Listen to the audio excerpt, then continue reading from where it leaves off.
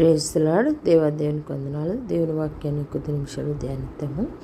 కీర్తనలు 5వ అధ్యాయము 11వ వచనంలో, నిన్ను ఆశ్రయించి వారందరూ సంతోషించుదురు, నీవే వారిని కాపాడుదువు, కనుక వారు నిత్యము ఆనందధ్వని చేయుదురు. కాబట్టి దేవుణ్ణి ఎవరేమైతే ఆశ్రయిస్తున్నామో నిజమేనండి, మనం అందరము సంతోషిస్తాము. అన్ని విషయాల్లో దేవుడు మనల్ని కాపాడుటకు కృప చూపును. కాబట్టి ఆయన యందే మరి నిత్యము మనకు ఆనంద యొక్క ధ్వని అనేది దొరుకుతూ ఉంటుంది. ఎందుకంటే మన దేవుడు గొప్ప దేవుడు, మరి సమస్తము సాధ్యము గల దేవుడు కనుక ఆయనకి ఏది అసాధ్యమైనది అంటూ ఏది లేదు. సమస్తము సాధ్యం గల దేవుడు, గొప్ప దేవుడు, కరుణ గల దేవుడు, ప్రేమ గల దేవుడు. కాబట్టి ఆయన యందు విశ్వాసంతో ఆయన ఆశ్రయించినప్పుడు మనము అన్ని విషయాల్లో సంతోషించే వారిగా ఉంటాము, ఆయన స్తుతించి ఆరాధించే వారిగా ఉంటాం. కాబట్టి ఈ యొక్క పరిశుద్ధమైన వాక్యం ప్రతి ఒక్కరి జీవితంలో నెరవేర్చబడును గాక.